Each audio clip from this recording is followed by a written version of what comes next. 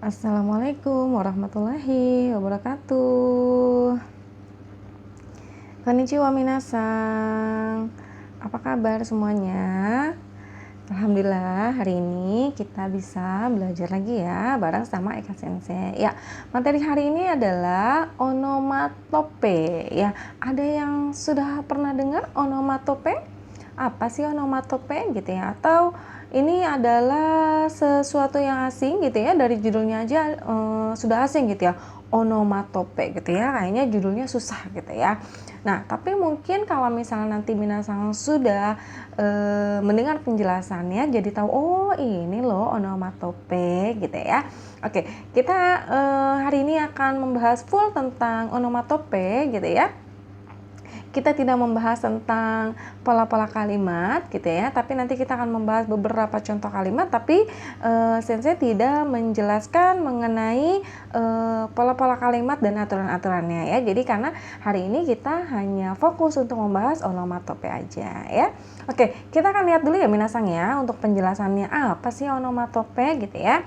Oke, kita lihat dulu penjelasannya. Onomatope adalah kata tiruan ya. Oke, minasang perhatikan bahwa onomatope adalah kata tiruan ya yang digunakan sebagai keterangan dari suatu benda, bunyi suatu benda ataupun bunyi suatu aktivitas pada keadaan tertentu ya.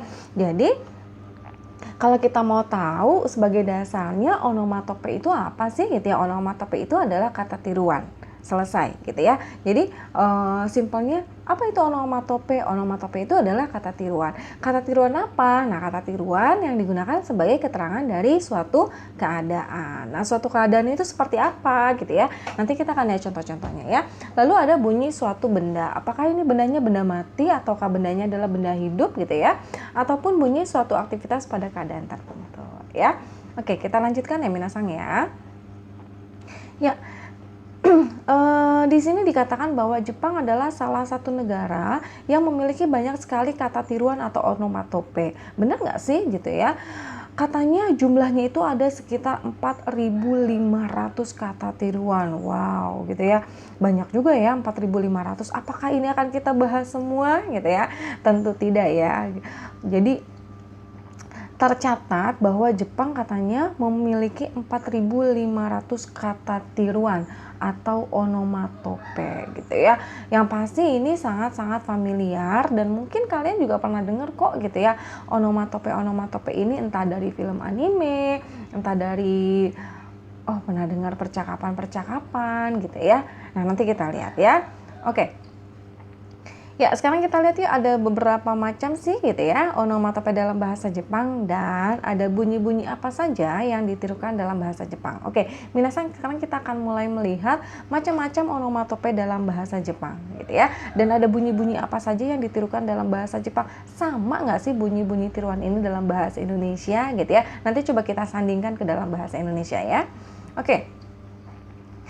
Onomatope yang pertama adalah gyongo. Ya, ini adalah kanjinya ya, gyongo ya. Ini adalah cara baca kanjinya gyongo dan ini adalah romajinya ya, gyongo. Apa sih gyongo ya?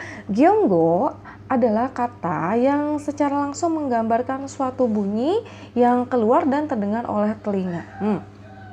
Ya. Kalau misalnya minasang susah mencerna tentang pengertian dari gyongo, mungkin nanti kalau sudah melihat contoh-contohnya lebih paham ya. Jadi katanya gyongo ini adalah kata yang secara langsung menggambarkan suatu bunyi yang keluar dan terdengar oleh telinga. Nah, gyongo ini secara umum dibagi menjadi dua, ada gyongo dan juga ada gisego ya. Jadi ada gyongo dan juga ada gisego. Nah, kita lihat ya apa sih gyongo secara detail dan apa sih gisego gitu ya. Oke, ini adalah bagian yang pertama dari gyongo, yaitu gyongo itu sendiri ya. Gyongo adalah kata atau sekumpulan kata yang meniru suatu bunyi yang dibuat oleh benda mati. Ya, perhatikan minasang. Jadi, gyongo ini adalah kata atau sekumpulan kata yang meniru suatu bunyi yang dibuat oleh benda mati dan terdengar oleh telinga. Ya, ini adalah gyongo. Contohnya apa sih? Nah, kita lihat ya. Yang pertama ada kata atau bunyi tiruan yaitu dokang ya. Dokang ini katanya adalah suara ledakan. Nah, kalau dalam bahasa Indonesia, kalau ada suara ledakan itu gimana suaranya ya? Dor gitu ya. Nah, mungkin seperti itu ya. Kalau dalam bahasa Indonesia itu kira-kira bunyinya seperti itu, dor gitu ya, suara ledakan. Entah itu suara ledakan balon gitu ya, atau suara ledakan petasan, atau suara ledakan apa gitu ya yang lainnya ya, pasti kita menggambarkannya dengan bunyi seperti itu gitu ya. Lalu yang berikutnya ada dong dong ya. Ini dong dong ya, ini dibacanya. Nah, dong dong adalah suara pukulan terus menerus. Jadi kalau misalnya ada suara pukulan terus menerus, kita bilangnya apa? Dong dong gitu ya dalam bahasa Jepang. Kalau bahasa Indonesia tuh kira-kira apa ya? Ada yang tahu nggak ya minasanya? Kalau dalam bahasa Indonesia mungkin gini ya, buk buk buk buk buk gitu kali ya, kalau ada suara pukulan terus menerus, biasanya kita apa ya, mengisyaratkannya atau menirukan bunyi itu seperti apa ya, buk buk buk buk gitu kali ya, kira-kira seperti itu. Nah, lalu yang berikutnya ada yang disebut dengan onomatopenya yaitu zaza gitu ya, panjangnya zaza. Zaza ini katanya adalah suara hujan deras. Kalau kita bahasa Indonesia suara hujan deras itu seperti apa ya? Yang tahu boleh komen ya, yang tahu boleh tulis di grup diskusi. Kalau suara hujan deras itu dalam bahasa Indonesia itu biasanya ditirukan dengan kira-kira bunyi seperti apa ya? Sensei belum pernah dengar sih, atau mungkin Sensei nggak tahu gitu ya. Nah, itu adalah zaza ya, zaza, suara hujan deras ya. Oke, yang berikutnya, onomatope yang berikutnya bagian dari gyongo itu adalah gisego ya. Ini ada gisego. Apa sih gisego? Ya, gisego adalah kata atau sekumpulan kata yang meniru suatu bunyi yang dibuat oleh makhluk hidup dan terdengar oleh telinga ya. Kalau gyongo tadi dibuat oleh benda mati dan terdengar oleh telinga. Gisego ini kebalikannya, dia dibuat oleh makhluk hidup dan terdengar oleh telinga. Ya, kira-kira ada apa aja sih contoh-contoh dari gisego? Yang pertama ada wang wang. Ya, wang wang. Katanya wang wang ini menirukan suara anjing. Nah, kalau dalam bahasa Indonesia ini sudah ditulis ya, wang wang itu kalau dalam bahasa Indonesia kira-kira guk guk gitu ya. Suara anjing kan kalau kita biasanya ngobrol sama anak kecil, itu tuh ada anjing tuh, gimana sih suara anjing? Guk guk gitu ya. Nah, kira-kira bunyinya seperti itu. Tapi kalau misal bahasa Jepang, inuga imas gitu ya, suaranya gimana? Wang wang gitu ya, wang wang gitu ya, itu adalah suara anjing. Lalu yang berikutnya ada koke koko ya, koke koko, kira-kira seperti itu bacanya. Nah, katanya ini adalah suara ayam jantan ya. Jadi kalau misalnya di Jepang ada suara ayam jantan berkokok gitu ya, itu disebutnya onomatopenya atau bunyi tiruannya adalah koke koko ya, koke koko. Kalau bahasa Indonesia seperti kukuruyuk gitu ya. Ya, kira-kira seperti itu. Kukuruyuk itu suara ayam jantan yang sedang berkokok. Masih ada lagi contoh dari gisego. Oke, ya.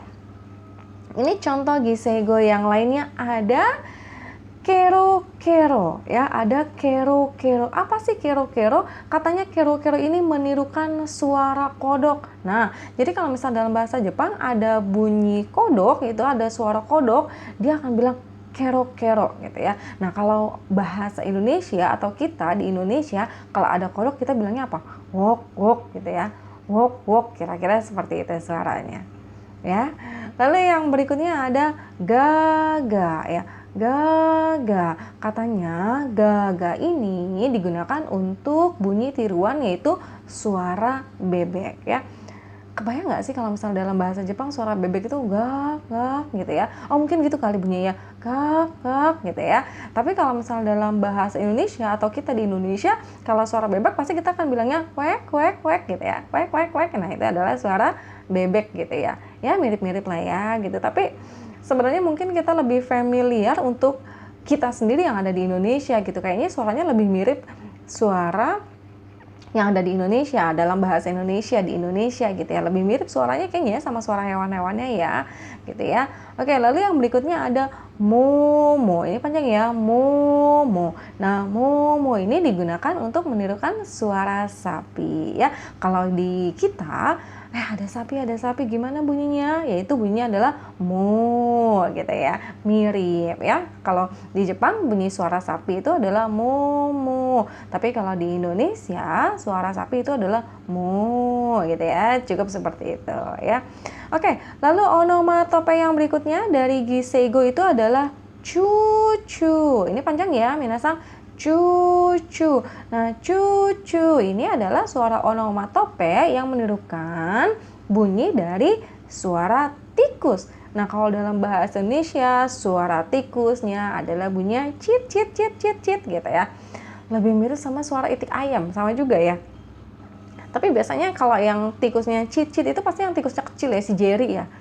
Yang tikusnya tuh kalau misalnya kita bilangnya apa ya, tikus nying gitu ya, yang kecil banget ya, yang lincah banget gitu ya. Nah, itu bunyinya cit cit cit gitu, kira-kira seperti itu.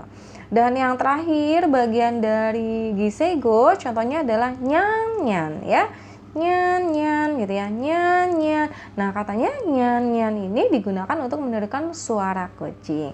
Kalau dalam bahasa Indonesia suara kucing adalah meong meong gitu ya. Serunya belajar onomatope bunyi tiruan ini gitu ya, khususnya untuk yang bagian ini Giseigo lebih mirip seperti sensei sedang mendongengkan anak kecil gitu ya, karena harus menirukan berbagai macam bunyi-bunyian yang kita sandingkan ke dalam bahasa Indonesia ya. Jadi bunyi-bunyian yang ada di Jepang dengan bunyi-bunyian yang ada di Indonesia ya. Semoga minasang bisa terbawa ya, ikut meresapi dan bisa membayangkan, oh iya ya, hewannya seperti ini dan bunyi yang dikeluarkan seperti ini ya. Dan kalian bisa membandingkan sendiri kira-kira yang mana sih yang lebih mirip, apakah bunyi-bunyian yang ada di Jepang ataukah bunyi-bunyian yang ada di Indonesia gitu ya. Tapi kalau sensei pribadi karena kita juga sering mendengar bunyi tiruan atau onomatope ini gitu ya, ya memang rasanya lebih familiar dengan bunyi-bunyian yang ada di Indonesia yang sering kita dengar sehari-hari gitu ya. Oke, minasang sampai di sini untuk onomatope yang Gyongo ya. Dan contohnya yang Giseigo. Nanti kita akan masuk ke onomatope yang berikutnya. Saya akan jelaskan di video yang berikutnya ya. Arigatou gozaimasu.